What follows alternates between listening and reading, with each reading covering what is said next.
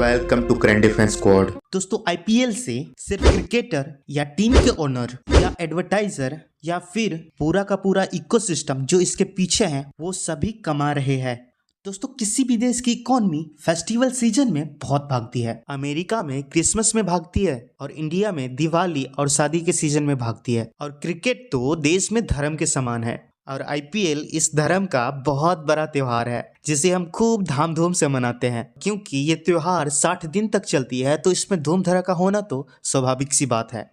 और आईपीएल से कौन कितना कमाता है, गवर्नमेंट को कितना टैक्स मिला और किस किस सेक्टर को कितना कितना पुश मिलता है और देश की इकोनॉमी पे क्या इम्पैक्ट पड़ता है, आज जानेंगे इस वीडियो में। सो दोस्तों आज बात करेंगे टॉपिक से थोड़ा हटके। तो दोस्तों आज छोटी बड़ी अच्छी बुरी बातों को साइड में रख के आगे बढ़ते हैं। लेकिन ये जो सब्सक्राइब वाला बटन है ना, इसे दबा के खत्म कर दो।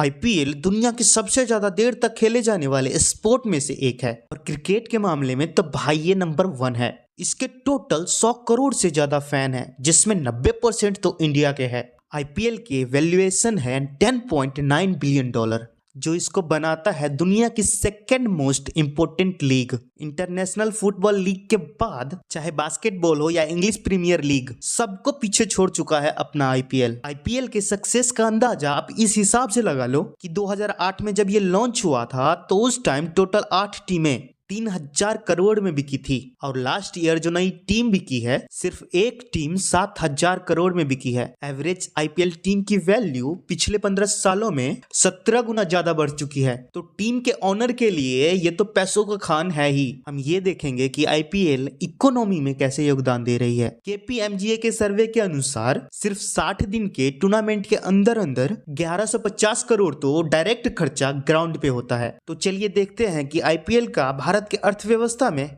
क्या योगदान है। सबसे पहला है जीडीपी में योगदान। जैसा पहले मैंने बताया कि भाई साहब जब भी फेस्टिवल का सीजन आता है तब इंडिया में आदमी खरीदारी के लिए उतरता है, रेस्टोरेंट में भी ज्यादा जाता है, शॉपिंग भी ज्यादा करता है। पर आईपीएल भी तो एक त्योहार है, तब इस दौरान बहुत बड़ा जंप आता है अलग अलग सेक्टर में। UN general assembly for piece and development की एक रिपोर्ट कहती है $3.2 बिलियन का इनडायरेक्ट व्यापार होता है। सेकेंड चीज ये है कि टूरिज्म को बूस्ट करते हैं। इसे ऐसे देखते हैं, टोटल हर टीम में लगभग 4 विदेशी प्लेयर खेल सकते हैं। 10 टीमें हैं तो 40 के आसपास विदेशी प्लेयर तो खेलते ही हैं। बट उसको देखने के लिए विदेशी क्राउड कितना आता है आप वो देखिए। कॉक्सेन किंग के अनुसार आईपीएल के दौरान ट्रैवल की जो बुकिंग है 30% तक बढ़ जाती है।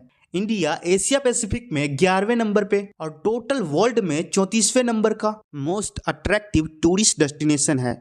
थर्ड पॉइंट, टूरिज्म का इम्पैक्ट कहाँ पर आता है? होटल और रेस्टोरेंट बिजनेस में। जितनी भी टूरिस्ट बाहर से आएंगे जाहिर सी बात है कि वो होटल में रुकेंगे तो इकोनॉमी बढ़ती है। उसके बाद होटल का खाना पीना बढ़ता है, प्लस जो डोमेस्टिक क्राउड है उनको भी आईपीएल देखने के चक्कर में रेस्टोरेंट का जमावड़ा लगता है। चौथी चीज जो इस दौरान उठती है वो होती है स्पोर्ट रिलेटेड एक्टिविटी। जितने भी एकेडमीज है जो क्रिकेट खिलाती है उनमें भी एडमिशन बढ़ने लगती है।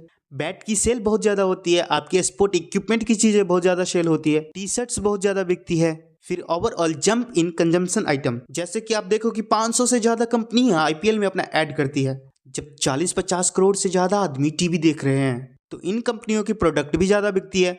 ऐसे में टीवी की सेल ज्यादा बढ़ जाती है, डीटीएच की सेल ज्यादा बढ़ जाती है, इंटरनेट कनेक्शन की सेल बढ़ जाती है। इससे एम्प्लॉयमेंट बहुत ज्यादा जनरेट होता है। जितने भी चीजें मैंने आपको बताया इन सभी में एम्प्लॉयड लगते हैं। अगर होटल बिजनेस दौड़ेगा तो उसमें भी एम्प्लॉयड लगेंगे, रेस्टोरेंट बिजनेस दौड़ेगा तो वहां भी एम्प्लॉयड निकलेगा।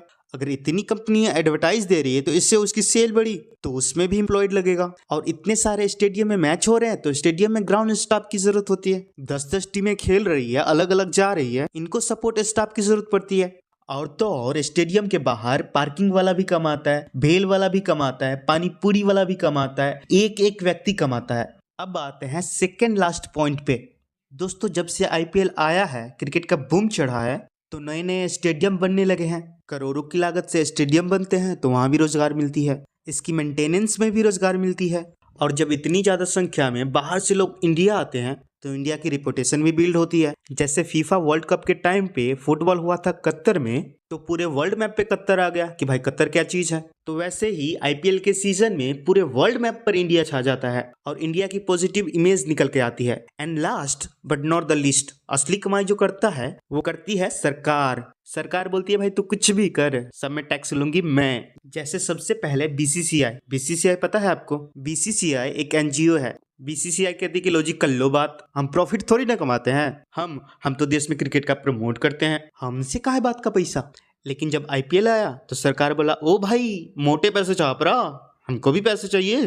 तो जब से आईपीएल आया है बीसीसीआई टैक्स देने लगी है। बीसीसीआई ऑन एन एवरेज हर साल 350 करोड़ रुपए सरकार को देती है। तो अब तक जितने भी आईपीएल मैच हुए हैं इन सभी को मिला करके 3500 करोड़ से ज्यादा का टैक्स बीसीसीआई सरकार को दे चुकी है। और ये तो बस बीसीसीआई ने दिया है, और जितने भी टीम ओनर है, जिसने भी प्रॉफिट कमाया है, उनका टैक्स कहाँ गया? सरकार के पास। ये जो जितने क्रिकेटर 14 करोड़ 20 करोड़ में बिक रहे हैं, इनका इनकम टैक्स कहाँ गया? सरकार के पास। ये जितने भी मीडिया, जैसे अंबानी जी ने आईपीएल के राइट खरीदे 23,000 करोड़ के, इनका टैक्स कहाँ गया? सरकार के पास। ये जो लोग होटल में रुकेंगे, खाना खाएंगे, वहां भी जीएसटी लगेंगे। कुछ भी करो टैक्स तो लगेगा भाई साहब। मौत और टैक्स, ये दो चीजें कभी नहीं टलती, ये तो आनी ही आनी है भाई। ये तो था आईपीएल का पूरा गणित। अगर इस पूरी वीडियो में मैंने कोई टॉपिक छोड़ दी है तो आप कमेंट बॉक्स में जरूर बताते जाइएगा। तो इसी वीडियो के साथ thank you for watching this video, keep support, जय हिंद।